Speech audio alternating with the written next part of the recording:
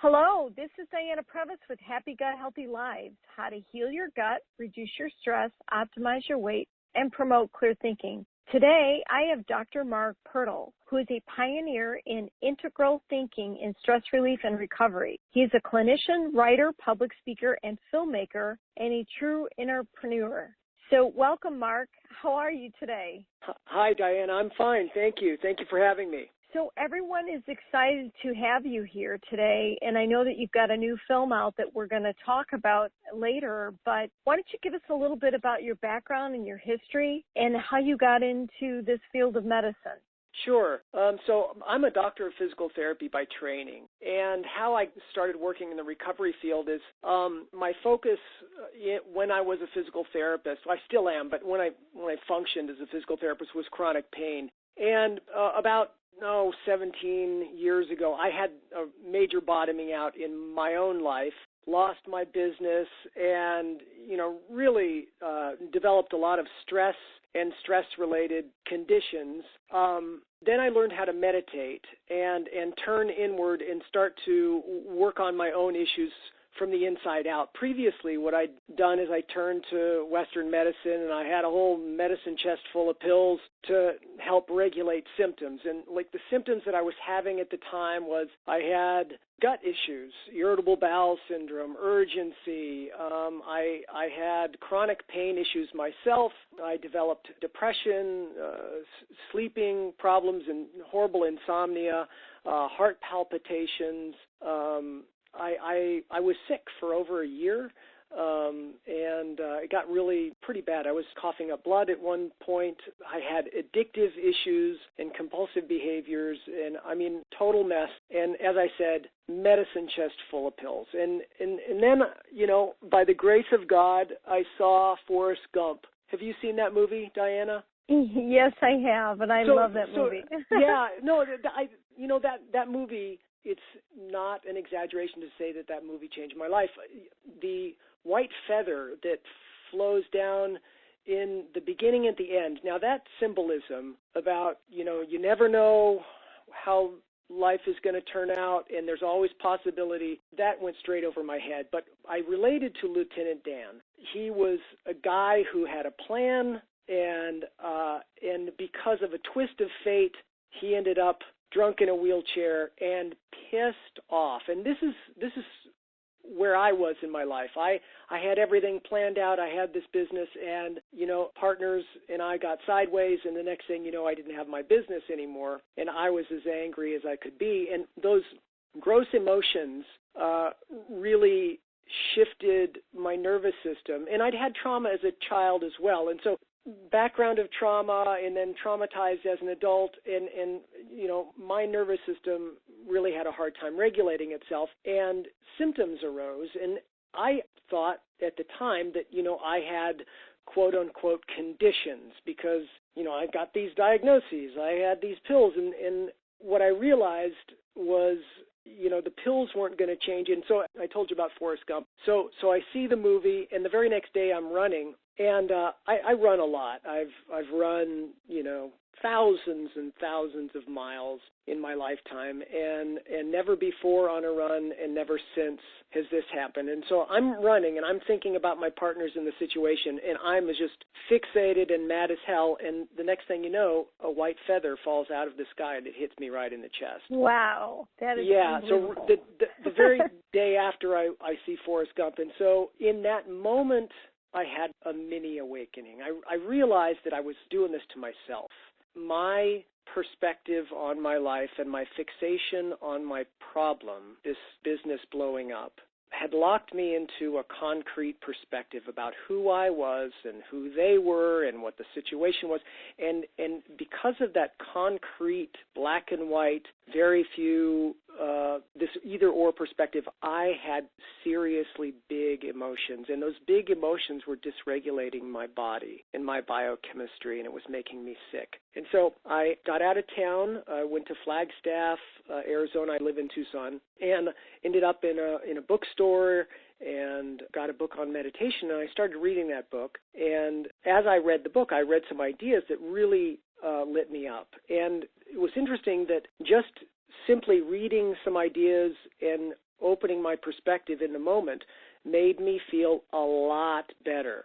And I had the sense that, I really get this now. I'm not going to fall back into that fixation again, but I did this a number of times. I'd close the book, and 5 minutes later, I was fixated on my problems again. So I realized I needed a higher level intervention, and so I ended up in a Tibetan Buddhist monastery in Yudlaw, Australia, called Chenrezig, and I spent 2 months down there, and I learned how to meditate. And I did this because I wanted to become more in tune with what's going on in my mind and body. So that began the beginning of the change, and I've been doing nothing but practicing a little bit every day, meditation, mindfulness. I continue to take classes. I continue to read books, and because of that sort of lifelong learner attitude that I have and my indefatigable willingness to continue to practice, even though there are still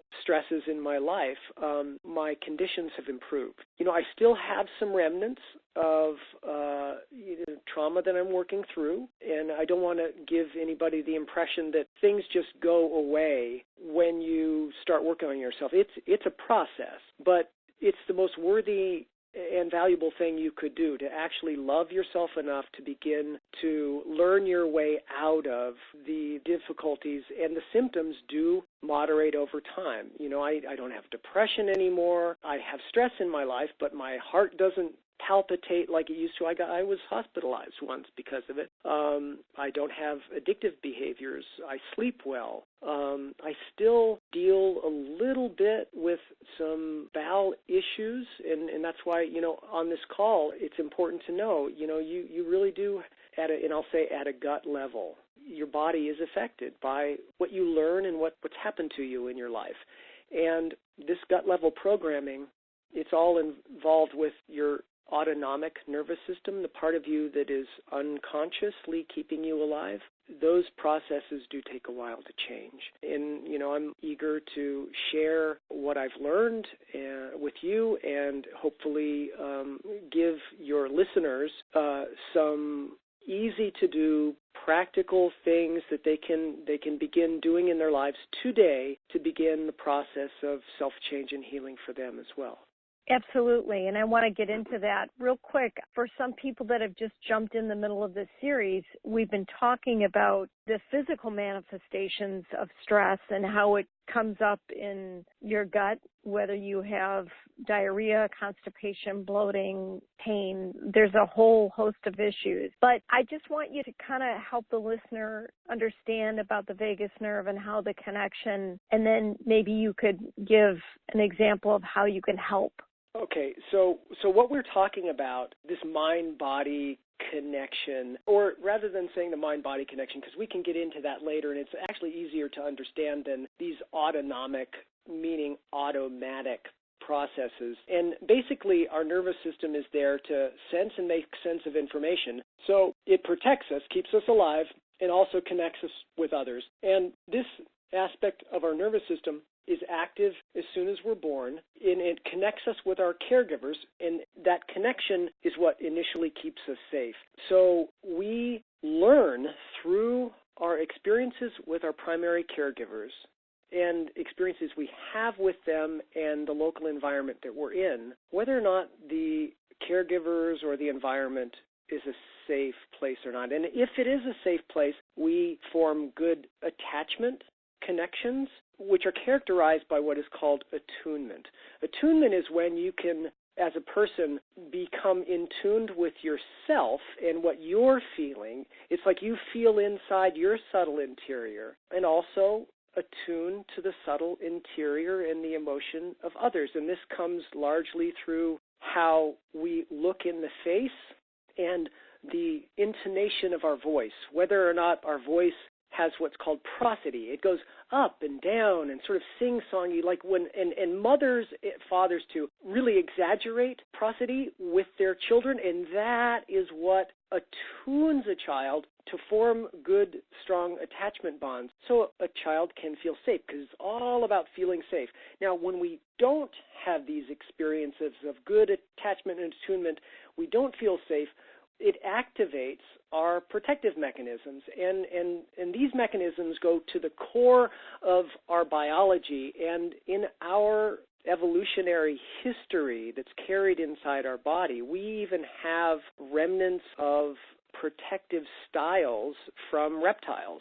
And so when a reptile's life feels threatened, what a reptile does is, instead of the fighting and the fleeing, when it really feels like its life is in absolute danger, it shuts down and it pretends that it's dead. This freeze response we still carry, and that is part of the vagus nerve. The vagus nerve has two branches. One, this branch that I'm talking about that shuts you down, is an unmyelinated, very old branch. And when I say myelinated, myelin is fat that grows around a nerve that helps a nerve transmit its signal very quickly. An unmyelinated nerve operates more slowly and diffusely, not as targeted, not as specific, not as precise. And so when we have trauma in our life, if we haven't attached or attuned well, or we haven't resolved these traumas, we can have a dysregulated vagal tone. And so in times of stress, as an adult, we might notice that we lose the prosody in our voice.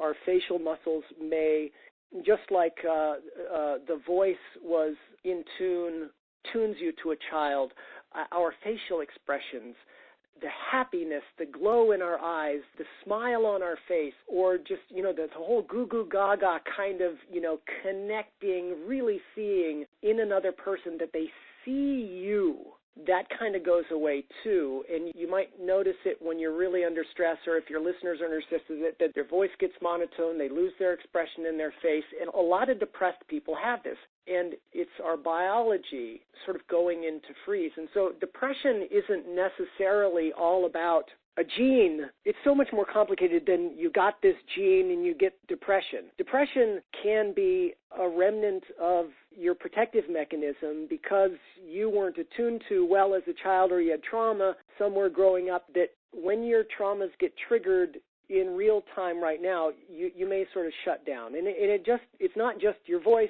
and your face that kind of, your expression goes away. It's your gut is affected. And dysregulated vagal tone can cause the diarrhea or the constipation. The biome of your gut can be disrupted. They're noticing that a linkage between depression and a gut biome, but behind even that may be the vagal response. Now, the other branch of the vagus nerve, I'm not a vagal nerve expert. I just want you to know that. It's super complicated. I'm just giving you the basics. The other branch of the vagal nerve is myelinated and goes to all the organs in the body, and primarily the heart. And so the heart is calmed and soothed when the vagal nerve is activated. And so if you have high blood pressure or your heart races and you feel anxiety, it might be that the vagal tone, that you have a low, because your vagus nerve acts like a kind of a brake on your heart and your nervous system. It kind of calms you down.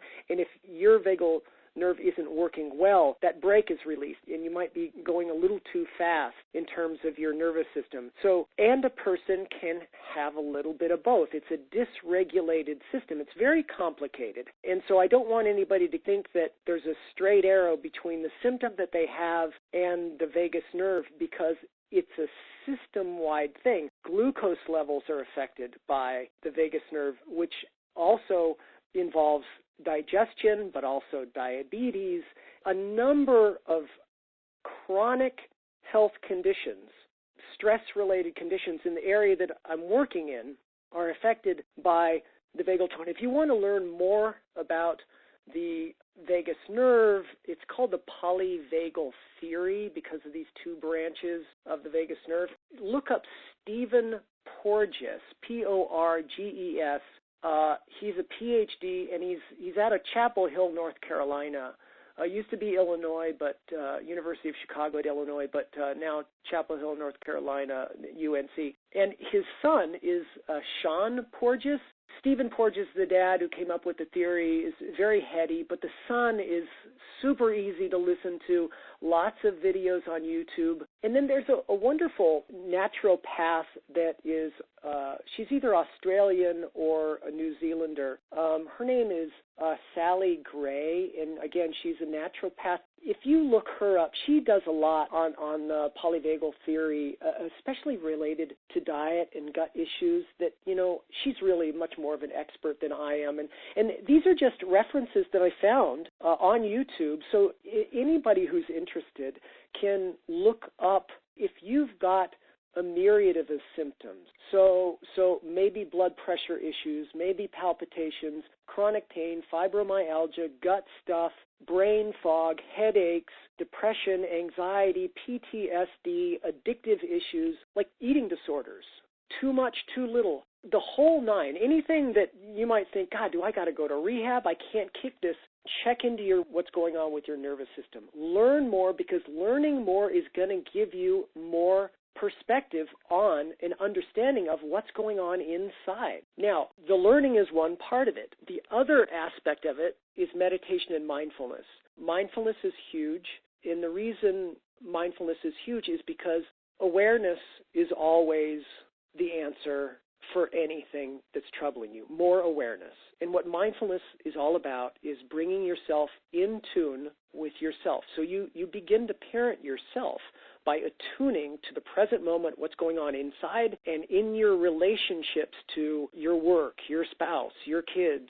When you bring mindfulness to the table and you do it skillfully, you become a meditator, and you can really drill down with some precision and clarity into your subtle insides. Then all of a sudden, your learning isn't just coming from the books.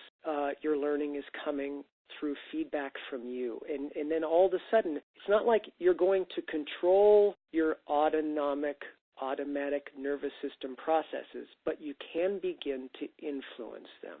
Absolutely. And part of, as we all know, that everyone evolves over time, and the awareness, you should congratulate yourself. You may not have broken the habit, whatever it is, but the fact that when you become aware of what you're doing, which is a repeated pattern, that means you've evolved all that much further because you weren't aware of it before and you've identified it. So over time, it becomes less.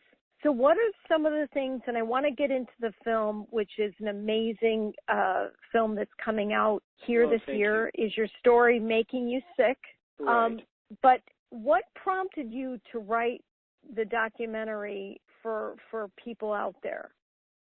Okay, well, good question. So working in rehab, I've worked in rehab for a decade. And so the place I worked at was called Sierra Tucson, and they had 5 programs. I started their pain program, which makes sense for a physical therapist. But my pain patients, you can imagine, it's multiple tens of thousands of dollars to go spend 6 weeks in a pain program at a place called Sierra Tucson.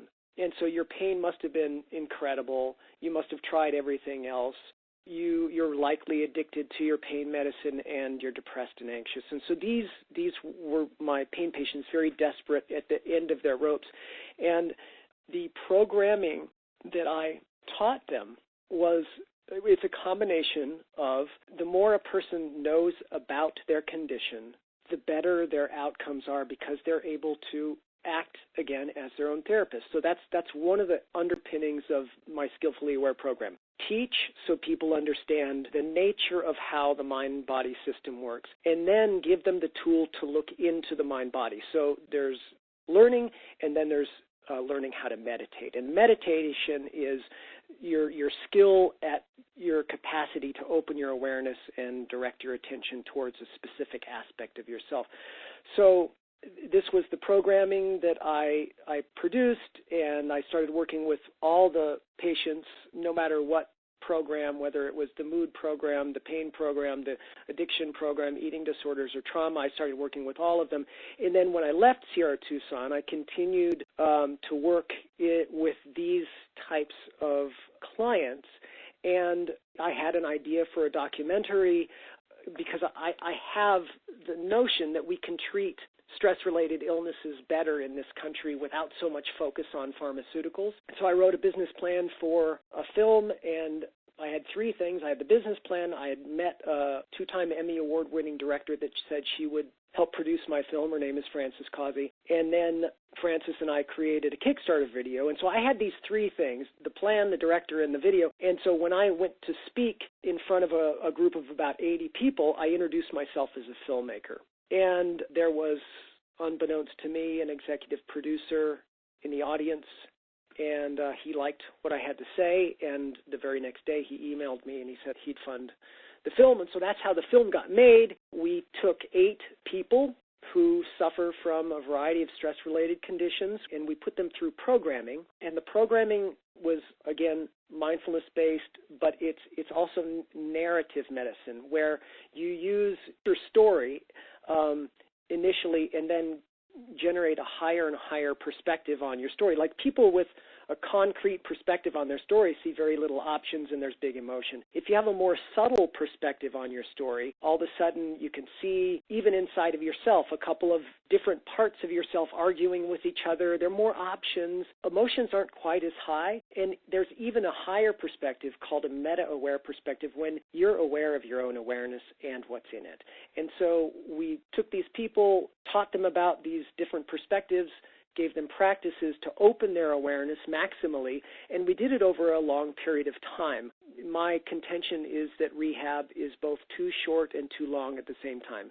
It's too short because 30 days, you can't really change yourself in 30 days, and 30 days is also too long. It's like, how are you going to get out of your life for 30 days? But what we did for our folks is we created 4 retreats over 6 months, and we had non-local programming. I would connect with them every week over the internet, and that way we could keep them in the programming within a group container for 6 months, and even after we shot the film, we followed them. They stayed with us for another 6. So we were with these 8 people for a year, and that's really the model that I think is the model we need to move towards, because people can't learn this stuff in a day, and these symptoms, these conditions that are really kind of stuck patterns deep in our biology and our psychology take time. You can't take time out of the equation.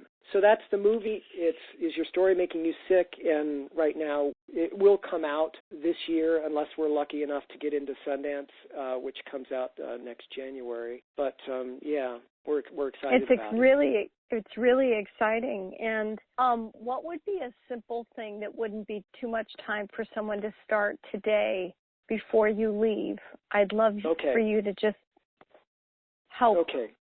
So there's lots of things you can do. So if you're finding yourself stuck and you notice that as you're listening to this, your voice is kind of monotone, your facial muscles are flaccid and not showing a lot of expression, this is where sort of the fake it till you make it.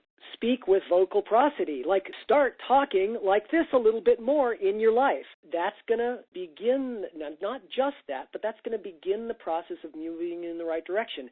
Use your facial muscles. The biggest thing of all is connecting with your breathing. The vagus nerve is reconditioned and activated and balanced through breath. And breath is the one automatic process that you can exert conscious control over. So what you want to do is you want to begin to breathe slowly and deeply. And that means blow all the air out of your lungs, all of it out. Start with everything out, and then take a slow breath in, really slow and deep, and fill it all the way into your belly. And then the breath out has to be as long and slow as possible. Just if you can drag it out to 12 seconds, do that. Now, one cycle of a breath in and out, if you can make it longer than 12 seconds, then you're breathing at 5 or fewer breaths a minute. That's what you have to do to put yourself in the safe zone. So if your nervous system doesn't think you're safe, even though you might be, if your nervous system keeps getting nervous because of the people at work trigger you in ways, or, you might not have as much money in the bank and there's some financial stress, whatever is your stress, you've got to, healing's not going to happen unless your body is in the safe zone. And breathing like that, when you have time enough to breathe really, really slowly, biologically, way back in the day, cavemen and women, if they're relaxed and breathing slowly, it's all good. You've got to consciously start the relaxation breathing. I have a video that I can share with your listeners on relaxation breathing. I'm happy to give that to your listeners. But there's lots of things. Laughter yoga highly activates not only your reestablished vagal control, but activates and pours tons of feel-good chemicals into your body. You can take. I would so love to try that. Oh my gosh, it's amazing! It's so much fun. It is so. At first, you're kind of embarrassed and you're looking around, but then once the leader of the group really gets into it, it's actually funny. And then you start laughing, and then the next thing you know, it's a feedback loop. Everybody starts, and then you cannot stop. It's fantastic. Massage activates your muscles and brings blood flow to your extremities.